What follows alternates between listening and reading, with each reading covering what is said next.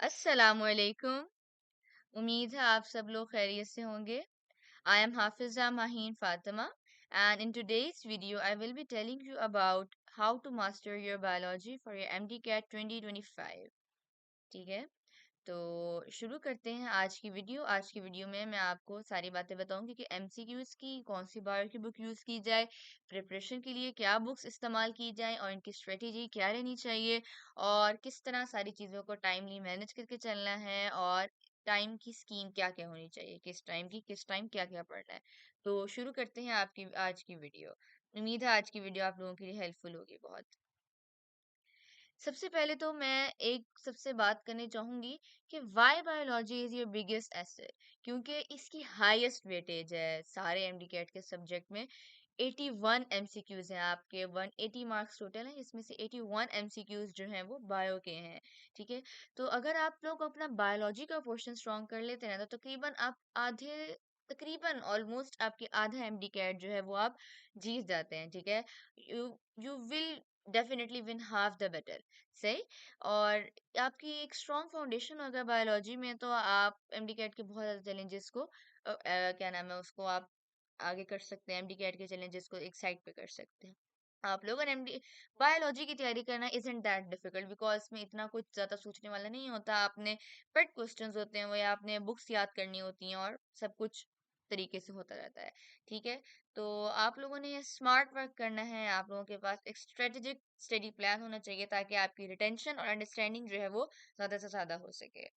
ठीक है, तो अब मैं अपना बताऊंगी कि मैंने आज की वीडियो में मैंने आपको बेसिकली अपने बारे में बताना है कि मैंने ऐसी कौन कौन सी प्रेप बुक्स यूज की थी, ये मेरी स्ट्रेटेजी क्या रही थी प्रेप बुक्स के हवाले से, और इसके अलावा इसके साथ साथ एमसीक्यूज की प्रैक्टिस के हवाले से, और मैं किस टाइम किस तरह से सारी चीजें मैनेज करके चलती थी। तो आज की वीडियो में मैंने बेसिकली आपको अपने बारे में ही बताना है कि मैं कैसे करती थी। तो मैं जो अपने प्रेप बुक्स की अगर मैं बात करूं तो सबसे ज्यादा इम्पोर्टेंस जो बायो की सब्जेक्ट की है ना, वो है आपकी प्रोविंशियल टेक्स्ट बुक। ठीक है, अगर आप पंजाब बोर्ड की स्टूडेंट है तो आपने पंजाब बुक टेक्स्ट बुक जो है वो आपने उसको अपना सब कुछ मान लेना है। और अगर आप फेडरल बोर्ड की स्टूडेंट तो आपकी फेडरल बुक जो है वो मेन प्रायोरिटी होनी चाहिए।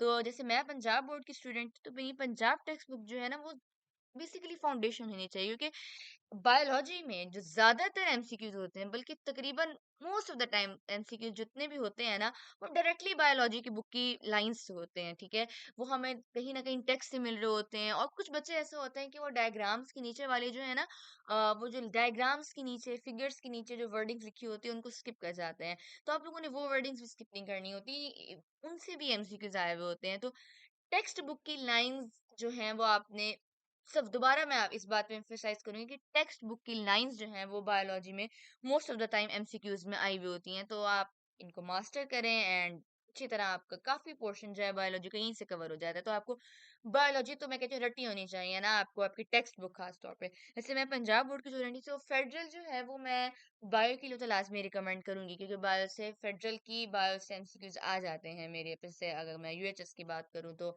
इस तरह से। ठीक है, और हाँ, लेक्चर नोट्स में भी आपने लेक्चर्स ना सारे एमडी कैट के गौर से सुने होते हैं। लेक्चर नोट्स में जैसे आपके टीचर्स कुछ ना कुछ पॉइंट्स बता रहे होते हैं कि जो ये क्वेश्चन है ना, ये पॉइंट है ना, ये एमसीक्यूज में लाजमी आता रहता है, तो वो ज्यादा हाईलाइट कर देते हैं आपको लेक्चर नोट्स में। आप नोट करते रहिएगा, साथ साथ आपको टीचर्स वगैरह ना हाईलाइट करके बताते रहते हैं कि ये फलानी चीजें इंपॉर्टेंट है लेक्चर नोट्स के हिसाब से और आपके एमडी कैट में आने के हिसाब से।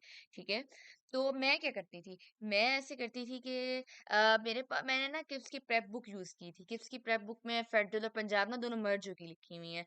तो मैं ऐसा कर लेती थी कि मैं एक दफा किप्स की प्रेप बुक से तैयारी कर लेती थी, एक दफा पूरा अच्छी तरह पढ़ लेती थी, और उसके बाद पंजाब बुक खोल लेती थी, और एक दफा जल्दी से थॉरो से मतलब जल्दी जल्दी मैं एक दफा देख लेती थी कि कोई ऐसी प्रेप बुक में लाइंस जो है वो मिस हो गई हैं जो पंजाब बुक में लिखी हुई हो, तो मैं उनको पंजाब बुक से उठा के अपनी प्रेप बुक पे ही ऐड कर देती थी। इसी तरह मैं फेडरल बुक भी साथ एक दफा रीड कर लेती थी और देखती थी कि आया कोई लाइंस ऐसी हैं जो मेरे फेडरल बुक में एक्स्ट्रा लिखी हुई हो और किप्स ने प्रेप बुक में उसको ना डाला हो। तो प्रेप बुक में कुछ पॉइंट्स मिसिंग होते थे तो वो मैं ना उठा के अपनी पंजाब और फेडरल बुक से प्रेप बुक पे लिख लेती थी किप्स के, ताकि एंड पे जो है मैं जब तैयारी करने बैठूँ तो मैं मुझे एक सिर्फ़ किप्स की प्रेप बुक उठानी पड़े, पंजाब की बुक अलग और फेडरल की बुक अलग उठानी पड़े और पूरे-पूरे चैप्टर्स अलग-अलग लिखने पड़े, अलग-अलग देखने पड़े। क्योंकि पूरे-पूरे चैप्टर्स अलग-अलग 2 बुक से देखने पड़े ना तो इंसान ना बर्नआउट फ़ील करने लग जाता है, उसको अजीब-सा लगने लग जाता है कि क्या यार अभी ये चैप्टर एक बुक से पढ़ के फ्री हुई हूँ, अब दोबारा इस बुक से पढूँ। तो प्रेप बुक में ना मैं फिर उसको कंपाइल कर लेती थी, तो वो ना मेरे लिए आसानी हो जाती थी। मुझे पता होता था कि हाँ, मैं यही चैप्टर स्टार्ट किया तो मैं यही चैप्टर पढ़ रही हूँ, ठीक है?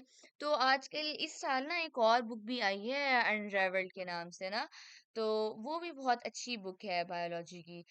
मैंने वो देखी है, पिछले साल तो वो नहीं थी, इस साल मैंने देखी है, वो आई भी है।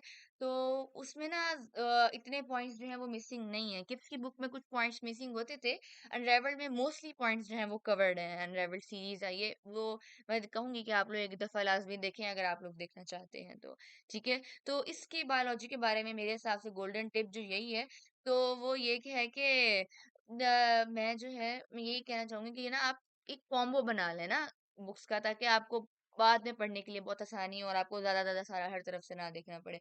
मैं कोशिश करूँगी ये मैं ना साथ मेंशन कर दूँगी ग्रुप वीडियो के नीचे डिस्क्रिप्शन में अनराइवल्ड के लिए ईमेल लिख दूँगी आपको अगर आप लोगों ने ऑर्डर करनी होगी तो बता दीजिएगा, ठीक है? तो उस हिसाब से वैसे अच्छी बुक है।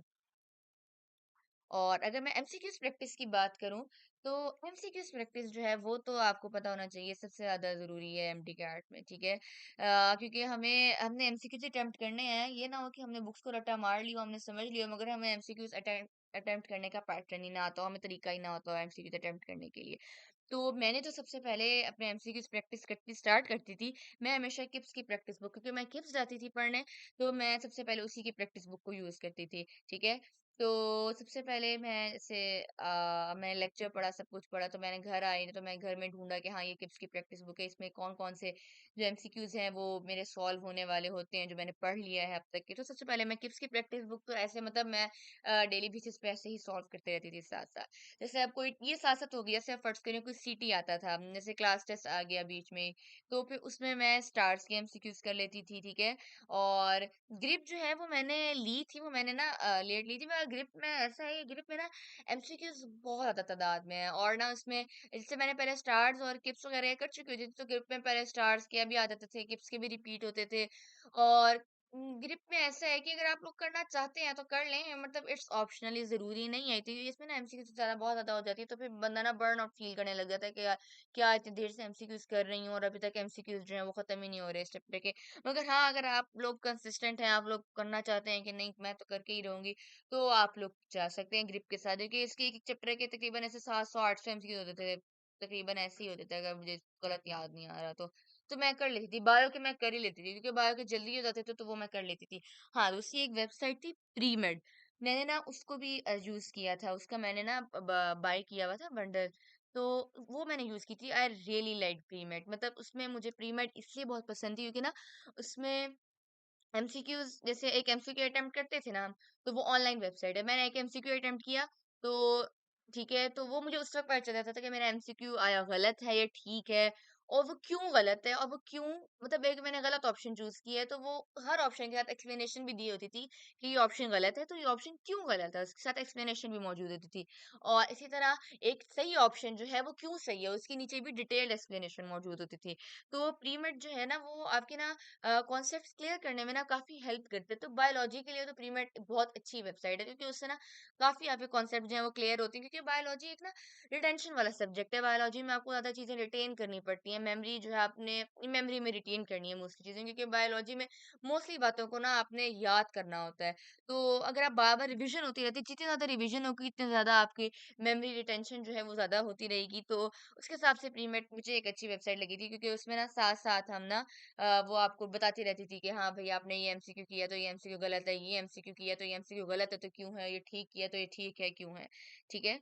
तो इसके अलावा मैं और क्या करती थी कि मैं दूसरी अकेडमीज़ के टेस्ट भी है वो सॉल्व करती थी लाज़मी क्योंकि किप्स के तो टेस्ट मैंने देने ही होते थे ना, तो मैं दूसरी अकेडमीज़ की भी टेस्ट सॉल्व करती थी। आपको स्टार्स बेशक बाय करने की ज़रूरत नहीं है, अगर आपके पास एक बुक है तो आप ऑनलाइन भी क्या नाम है पीडीएफ डाउनलोड करके अगर आप ऑनलाइन पढ़ना चाहते हैं लैपटॉप पे तो ऑनलाइन भी सॉल्व कर सकते हैं। नहीं अगर आपसे नहीं होता मैनेज स्क्रीन पे तो आप उसकी बुक बाय कर लें।